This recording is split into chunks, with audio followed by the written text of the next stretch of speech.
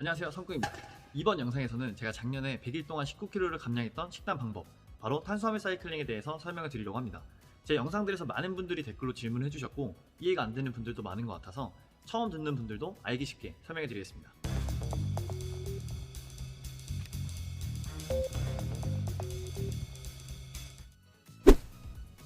탄수화물 사이클링이 뭐냐?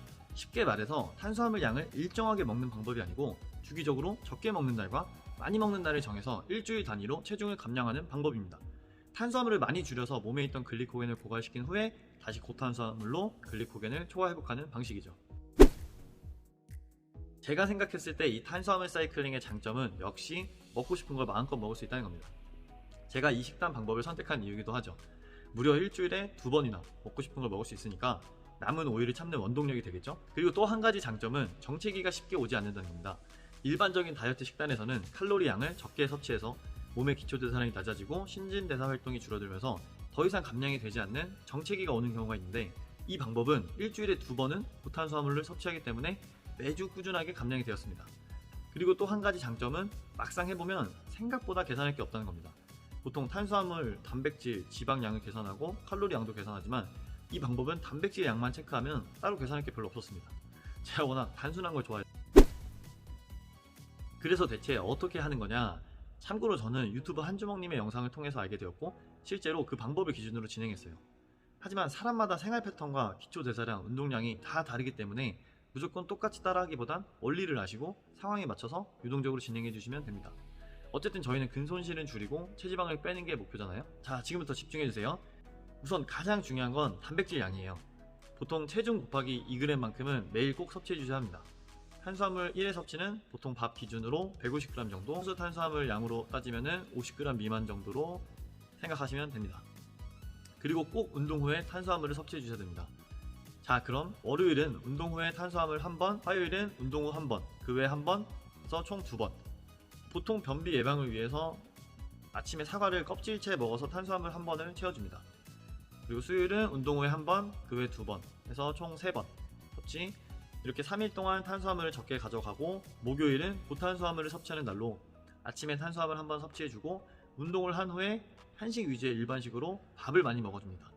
보통 저는 추어탕, 순두부찌개 같은 국물 음식이나 아니면 제육볶음, 김밥 이런 밥도둑 음식을 먹었어요.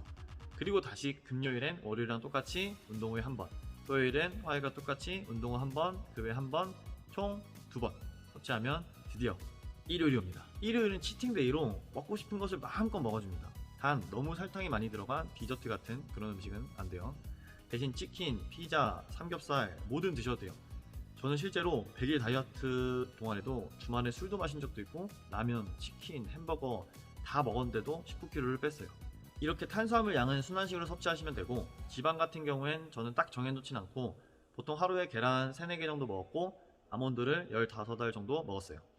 그리고 김치류의 반찬도 같이 먹었고 채소는 양껏 드시면 됩니다. 이렇게 설명드리면 쉽게 이해가 안 되니까 제가 월요일을 예로 한번 들어보겠습니다.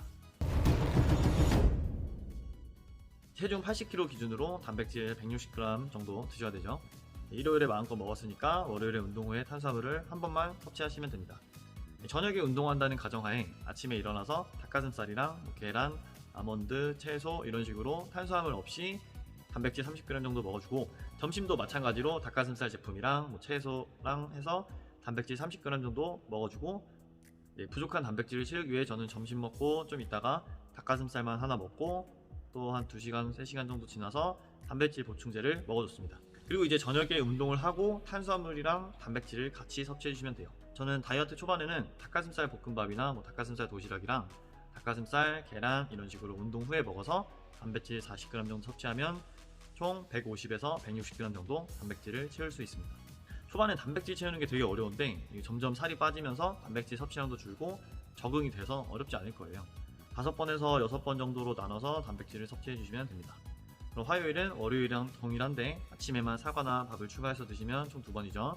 그리고 수요일도 아침, 점심에 탄수화물 같이 먹어주고 운동하고 1번 먹으면 총 3번. 이해되시나요? 제가 나중에 직접 먹은 것들을 일주일 동안 찍어서 한번 올려보겠습니다. 네, 그거 참고해 주시면 되겠습니다. 제가 작년에도 하고 지금도 다시 식단 진행하면서 느꼈던 단점으로는 우선 사람 심리가 먹고 싶은 거 먹으면 또 먹고 싶고 생각이 나잖아요. 그래서 일요일에 마음껏 먹으면 다음날에 생각나서 식단이 무너질 가능성이 좀 있습니다. 근데 뭐 이건 어느 다이어트 식단이나 똑같은 거고 그걸 참는 게 어려우니까 다이어트가 쉽지 않은 거겠죠. 그리고 월요일은 좀 괜찮은데 화요일, 수요일 되면 탄수화물 양이 많이 적다 보니까 되게 배고프고 힘이 좀 없다 해야 되나? 시작하고 한 달 정도는 적응하는 시간이 필요한 것 같아요. 근데 뭐 딱히 단점은 많이 못 느꼈고 장점이 더 많다고 생각해요 저는. 이제 많은 분들이 궁금해 하시는 질문들에 대해서 제 생각을 한번 말씀드려 볼게요. 우선 다이어트의 기본은 내가 섭취하는 칼로리보다 소비하는 칼로리가 높으면 그로 인해서 살이 빠지는 거잖아요. 그리고 정말 사람마다 생활 패턴, 기초 대사량, 활동 대사량, 운동 강도 모든 게 다 다르잖아요. 그래서 일단 이 식단을 기본 틀로 잡으시고 각자 상황에 맞춰서 조금씩 변환하셔도 괜찮아요. 보통 생활 패턴이 달라서 늦은 저녁에 운동을 하신다거나 아니면 뭐 아침에 운동을 하고 주무시는 분들은 뭐 목요일 같은 경우에 운동 후에 밥을 많이 드실 수가 없잖아요. 그러면은 운동 전에 많이 드시고 운동하고 나서는 그냥 소량의 탄수화물만 섭취해 주시는 방법으로 순서를 바꿔주시면 됩니다. 그리고 김치는 얼마큼 먹어야 돼요? 탄수화물 종류는 뭐로 먹어야 돼요? 닭가슴살 제품에 있는 소량의 탄수화물은 어떻게 하나요? 막 이런 음식에 관해서는 솔직히 사람마다 다 다르기 때문에 뭐 된다 안 된다 이렇게 말씀드릴 수가 없고 일주일 기준으로 일정하게 드셔보시고 감량이 되면 계속 드시면 되고 감량이 안 되면은 양을 줄이거나 종류를 바꾸시면 됩니다. 단백질 양과 탄수화물 주기만 지켜주시면 그 외에는 크게 상관이 없다고 생각을 해요. 자기 몸 변화에 맞춰서 유동적으로 바꿔주시면 됩니다.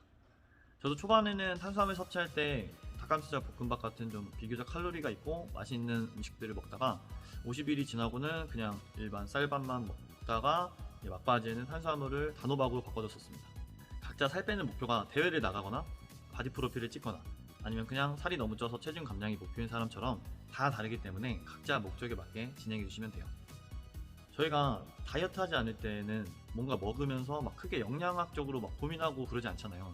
근데 또 다이어트를 하려고 하면 너무 사소한 것까지 신경 쓰시는 것 같아요. 너무 그렇게 칼같이 계산할 필요 없다고 생각합니다. 보디빌딩 선수가 아닌 일반인들은요. 그래야 큰 스트레스 없이 지속적으로 진행을 할 수 있겠죠.